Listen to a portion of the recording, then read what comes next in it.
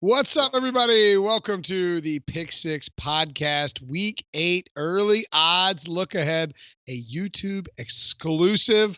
You can see all our happy friends here. I'm Will Brinson, the host of this shenanigan-filled shindig. Ryan Wilson, John Breech, Sean Wagner-McGough. We are going to look ahead to several lines from Week 8. Those lines already come out after a lot of the action. You can, of course, listen to the full show, the full Sunday recap from Week 7 by going to your Apple Podcast app, downloading the show, hitting subscribe, and make sure to subscribe on YouTube. You get you get our picks pod early. We do a bunch of video shows. The Brady Quinn football show's out Tuesday evening, picks pod out Thursday evening. So do all of that, and lots of fun times and whatnot. It's not fun times. Washington Redskins football. They're terrible. They stink. They lost 9-0 in a pouring down rain downpour to the San Francisco 49ers on Sunday afternoon. They will be heading to Minnesota on Thursday night, where they are 15.5-point dogs in a game that has an over-under of 41. That is a remarkable split, Ryan, to be that big of an underdog and have that small of an over-under. What it tells you is that there's a lot of faith and trust in the Washington Redskins offense. Yeah, that's exactly it. Here's the Redskins' only chance to cover that game. Are they allowed to flood the field? Because that's their only way they can slow things down. They slowed down the 49ers by having 2 feet of water on the field. Before that game, we saw it was like a slip and slide. Here's the other deal. The Vikings and Kirk Cousins seem to be turning the corner offensively.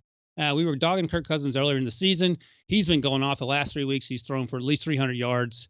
I think he only has 1 interception over that span. He's completing 75% of his passes. Stephon Diggs has showed up. We know about the running back Dalvin Cook. Adam Thielen was banged up in this game on Sunday. He may not play. They won't need him. They'll be fine against a truly terrible Redskins team. Yeah, and Ryan, I love that you just said the Vikings are hitting their stride, because the Redskins are doing the opposite of hitting their stride, whatever that is. That means their offense is trash. If you are a 15.5-point underdog, if the Vikings score 20 points, they're probably going to cover this spread. I would probably take the Vikings anywhere up to 21 points. That is how bad I think the Redskins are. I'm going to have nightmares tonight about watching them play offense against the 49ers. It was a total disaster. And the thing is, Bill Callahan's been saying, I'm going to run the ball, run the ball, run the ball. Well, when you're down 25-0 like they're going to be to the Vikings on Thursday, are you going to keep running the ball? My guess is yes. So I do not think right now that the Redskins are going to cover this. Yeah, so Breech mentioned how the Vikings just need to score 21 points. They're probably going to cover the spread. This is what I said a week ago when we were talking about that 49ers-Redskins game. I said if the 49ers can score 10 points, they're going to cover the spread. They did not get to 10 points on Sunday. They only got 9, so they did not cover. I think the Vikings can cover this as long as they can score 17 points. I think this Vikings offense is a lot better than the 49ers offense, so I have no trouble taking them to cover the spread because I think they're going to hit that number. Ryan mentioned how well Kirk Cousins is playing the last 3 games, which came after he had to publicly apologize to Adam Thielen, something we don't see all the time. It appears to have worked, and it's worth noting what he did on Sundays. He beat the Lions, a good team. The week before, he beat the Eagles, a team that had a winning record going into that game. So this isn't just Cousins beating up on bad teams. He's actually playing pretty well against good teams, and so you give him a bad team, I think the Vikings roll in this one. Yeah, I would like a public apology from the rest of you for doubting Kirk Cousins and doubting my Minnesota Vikings. Kirk Cousins, the first quarterback in NFL history with 3 straight games of 300 passing yards or more and a quarterback rating of 135 or higher. He's lighting it up. They're doing a bunch of play action, and he looks really good. No surprise to those of us who back the Vikings. Surprising, however, to many people who counted out Aaron Rodgers, he is actually not terrible. Perhaps even still elite, despite what Twitter might tell you. The Packers -3 at the Chiefs, over under 48. We're being robbed, Mr. Breech. Likely. I assume we're being robbed. I'm assuming that Patrick Mahomes isn't playing. We're probably being robbed of a Patrick Mahomes-Aaron Rodgers matchup, which explains why the Packers are road chalk in Kansas City. Yeah. Brinson, I love that you say, I assume, I think, because does Vegas know something we don't know? How is this point spread only 3 points? Matt Moore versus Aaron Rodgers. And this is Aaron Rodgers, who was on training wheels for the first 5-6 weeks of the season running Matt LaFleur's offense. finally he has his breakout game against the Raiders. And you know what? He did that without Devontae Adams, with two receivers who were very questionable coming into the game, who almost weren't going to play. He was throwing to guys that very few quarterbacks could have success with. The first perfect rating of his career. He just looked phenomenal on Sunday. It felt like, I thought I was in a time machine. I thought I was watching 2011 Aaron Rodgers on the field. So I have seen the Chiefs defense play this year, and they have been bad. The only time they looked good was against the Broncos on Thursday, but that was against the Broncos. Every defense looks good against the Broncos. So I have no idea how this is only 3 points. I think the Packers win this by at least 7, maybe more. So I'm definitely early leaning with Aaron Rodgers and that handsome coach they have. Yeah, so I agree with Breech. I have no idea why this line is only 3 points, especially if you look at how well, as Breech has said, the Packers offense played on Sunday. That said, I think what I really like here is the over 48, because I don't think this Chiefs offense is going to be as bad as we think they're going to be with the backup quarterback. We talk a lot about how good Andy Reid is off bye weeks. This isn't a bye week, but they did play on a Thursday, so they have 10 days to prepare. I do like that a lot. I think Andy Reid will have Matt Moore ready to go. I don't think they're going to win this game, but I anticipate this being a high-scoring game. I think they might lean on their running game a bit more. We've seen the Packers in the past get gashed in the running game, and I actually thought the Raiders played pretty well offensively against the Packers. They just had a couple big mistakes, shot themselves in the foot with Derek Carr filming out of the end zone. So I take the Packers to win, but I actually like the over a bit more than the spread. Sean's right. They had 10 days to prepare for this next game. I think you need about 3 times that many days to prepare. If you got Matt Moore as your quarterback, he hasn't been in the league for a year and a half. He looked okay last week, but I agree with both Sean and Breech that the spread is too close right now. I think it's going to continue to go up, and I like the over as well. And don't forget, even though this game is in Kansas City, we know that Patrick Mahomes isn't there. With Patrick Mahomes, they lost to Houston and to Indy in Kansas City. I think Aaron Rodgers, coming off the best game in the history of professional football, it seems like, is going to have little trouble against a truly terrible defense in Kansas City without Patrick Mahomes. Area sports writers with poor gambling history take Chiefs over with Matt Moore under center. That's tomorrow's news today. Just kidding. You guys are great. The Panthers are headed to play the 49ers, coming off a bye. 49ers, we mentioned, just thumped the Redskins 9-0. Carolina is getting a lot of points here. The 49ers -6 at home, over under 42.5. I think that's probably already dropping. I'm going to go ahead and tell you, Sean, this is my lock of the week. And it's not just because I'm wearing a Carolina Panthers Grateful Dead shirt either. The Panthers should not be getting 6 points from anybody. They're a very good football team. They've got excellent line play going on right now. They have excellent defensive line play. I think they'll protect Kyle Allen. They'll get the ball out of his hands quick. Christian McCaffrey's got a little rest. He's going to come in hot. And I think that they're a bad matchup for Jimmy Garoppolo. Don't think it'll be a shootout, but I think the Panthers can go in there and win. What do you think? You know, I got to say, Brinson, I'm so happy you said that, because I wanted to take the 49ers in the game. And you taking the Panthers has just made it my lock of the week. Because I think if you look at this 49ers defense, how good, I mean, we made fun of the Quan Alexander deal in the offseason, then making him one of the highest paid linebackers. I think he's been phenomenal behind a really good defensive front. He played really well on Sunday.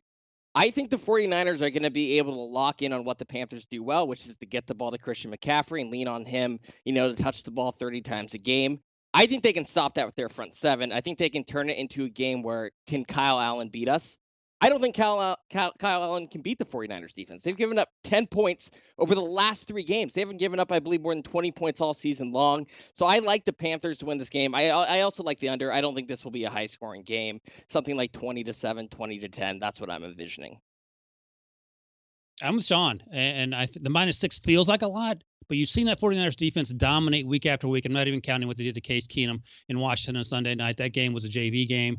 But Kyle Allen, can he beat Jimmy GQ? And we've talked about Jimmy Garoppolo being okay, maybe the weakest link in that offense, but I think compared to Kyle Allen, he is better than Kyle Allen. Now, obviously, Jimmy G doesn't have run CMC back there, or C-Mac as some people call him. That guy, me. But with that defense in San Francisco, I feel like I like Jimmy GQ. I like Kyle Shanahan calling the plays. I like Robert Saleh as the defensive coordinator. And it'll be a tough task for the Panthers, even though they're coming off their bye. Yeah, you know what, Ryan and Sean? You made me agree with Brinson, and I'm not happy with myself, but I'm going to. Look, Kyle Allen is a covering machine. Sean's here saying that he can't play against the 49ers defense. That's how I feel about Jimmy Garoppolo going against the Panthers defense. Garoppolo has not looked good all year. I have actually been impressed with Kyle Allen. And I think that the Panthers have covered in every game and won every game that he started in this season. So there is no reason to bet against Kyle Allen. If I'm going to bet against a quarterback in this game, it is absolutely going to be Jimmy Garoppolo. Sure, the final score will probably be 9-6, but I think it will be 9-6 Panthers. So I think they'll cover, and I'm kind of leaning upset right now. Yeah, as Breech basically just said, suck it, Sean. Monday Night Football, Dolphins and Steelers square off, and it's as you this is a thrilling game. It's a duck on one hand and a dolphin on the other, potentially, or even maybe Mason Rudolph, if we're lucky. Either way, the Steelers, captained by Duck Hodges, are minus 14.5. The Steelers are awful, Ryan. They're a terrible football team. I'm just kidding. They actually could be chasing the division title, and where the Ravens not so good, they might have a little bit of a shot. But they are huge favorites against the Dolphins, the terrible Miami Dolphins, at home in primetime, over under 43. Your thoughts on Duck versus the Dolphin? Over under 43. 43 is the number of people that be watching this game on Monday Night Football because they'll have certainly something better to do. Also, hugely disrespectful to Mason Rudolph. He should be back for this game. It will not matter. I have no idea how this is minus 14.5, whether it's Duck or Mason or Big Ben throwing left-handed. It won't matter because, number one, we know the Steelers are horrible against teams that are even worse than they are. They have a truly terrible record, Mike Tomlin does, against horrible football teams. I'm afraid that the Dolphins are going to come into Pittsburgh and find a way to win this football game. The only upside is that Brian Flores has no idea what he's doing. He keeps benching Josh Rosen. He's going to roll to Ryan Fitzpatrick. Fitzpatrick struggles against the Steelers historically, and the Steelers defense is actually playing really well. They create a lot of turnovers, and we know if Ryan Fitzpatrick is good for anything, it's a couple pick sixes. So I think the Steelers eke out a win. It won't be 14.5. Ryan, it's funny that you said Ryan Fitzpatrick struggles historically against the Steelers because the one game I remember him playing was last year, Buccaneers, Steelers on a Monday night when he covered, but they didn't win the game, so it doesn't matter. Fitzpatrick had a crazy game. I think Fitzpatrick is going to go off in this game. The Dolphins have covered 2 games in a row. I know they're winless, but they have covered 2 games in a row, which I did not think I would see from the Dolphins at all this season. I do think as long as Fitzpatrick is the starter, that they at least have a chance to definitely cover this 14 points. I do not see how Devlin Hodges or Mason Rudolph, a team with one of those quarterbacks, is favored by 2 touchdowns. That doesn't make any sense to me. So my early lean here is the Dolphins to cover, but probably not to pull the upset. It really saddens me to say this after Breech just tried to dunk on me unsuccessfully, I should add. But I have to agree with Breech here. I think the reason why I like the Dolphins to cover this game is because of Ryan Fitzpatrick. Now, the last 2 games, they've been competitive. 2 weeks ago, they were a 2-point conversion away from winning the game. They were competitive leading the Bills for a decent amount of time on Sunday. So to be honest, I think the Dolphins are making a huge mistake because I think Ryan Fitzpatrick actually gives them a chance to beat bad teams. And I think the Steelers are a bad team despite what they did against the Chargers, another bad team, I should add. So I think the Dolphins are making a mistake by starting Ryan Fitzpatrick because I think he gives them a chance to actually go into Pittsburgh and lead an unlikely upset. Do I think the upset will happen? No, like Breech said, but I think it's going to be competitive. I don't see how, Duck or Mason Rudolph, a reindeer, I should add, not a duck. I don't see how they blow anyone out by, 15 points or so. Did you say a reindeer? A reindeer. Okay. Yeah, like Rudolph. Reindeer Rudolph and a duck. Red-nosed reindeer. That's fun. Yeah, everyone gets the bad joke. Reindeer, duck, and a dolphin go to a bar. If you really wanted to dunk on Breech, Sean, all you could do is point out that the Bengals are going on the road to merry old London town on a neutral field, and they are 12.5-point underdogs. Mamma mia, that is a big spread, but I don't even know if it's big enough. I love the Rams in this spot. I need to see the travel situation because there's teams that go over late and end up losing. But the Bengals are terrible. They're sad. They're pathetic. Zach Taylor is way in over his head. They can't score. Andy Dalton looks lost. A.J. Green's not going to come back because he didn't want to play for this team and rushed back to get healthy. So, Breech, over under 47, London game, Rams minus 12.5. What do you think? Brinson, I think the Rams might go hit the over on their own. I don't even know if I'm going to watch this. I wish they were airing it at 9:30 a.m. so I could just sleep through it and miss the entire thing. You guys want a fun fact? Sean McVay has never lost to an AFC team. He is going to beat them to a pulp. Zach Taylor, I know this is his old team. He's going to be out for revenge, but you can't have any revenge if you don't have any players to get revenge with. I think this one is probably going to get ugly early, and I won't be surprised if the final score is like 35-10. So I absolutely like the Rams to take, what do they do in London? Pour tea on people? They're going to do that to the Bengals. I don't really know if that hasn't been my experience with London. I don't know what your experience in London has been. I will say this about Sean McVay. He has lost to one AFC team. That was the Patriots in the Super Bowl. That said, the Bengals aren't the Patriots, as Brinson said. I think the Bengals are up there with the Dolphins, and it's actually going to challenge them as one of the worst teams in football and fighting for that top pick. The Rams, I don't think, are a good team, but they're certainly not a bad team. And we saw what they did to a bad team on Sunday. They went into Atlanta and completely demolished them. And so I don't care where this game is being played. This is another get-right game for the Rams offense. Another week for Jalen Ramsey to get acquainted with that defense. I thought he played pretty well against Julio Jones on Sunday. I would expect him to play well against whoever the Bengals have lining up for Andy Dalton to throw to. So it doesn't matter to me how many points. You can make it 13, you can make it 17. Rams are going to win by more than 20, I think. Guys, you're forgetting my conspiracy theory. The Bengals are going to cover because Sean McVay is going to throw a bone to Zach Taylor, and they're going to lose by 6 points, just like Bill Belichick does to Mike Vrabel, to all his former players, all his former coaches and players. That's exactly what's going to happen. It's going to get Zach Taylor a 4-year extension. It's going to get Andy Dalton a 10-year extension, and John Newton will be stuck with those guys for the next 20 years. Sounds like a blast. That's what the Bengals need, is more Andy Dalton for the next decade. What you need to do is subscribe to the Pick Six podcast on Apple Podcast. We have our full Week 7 recap Sunday night episode that will be up around midnight and maybe 1 a.m. once we get done talking. Break down every single game. So make sure to go check that out. And while you're here watching YouTube, bang that subscribe button down there and come hang with us.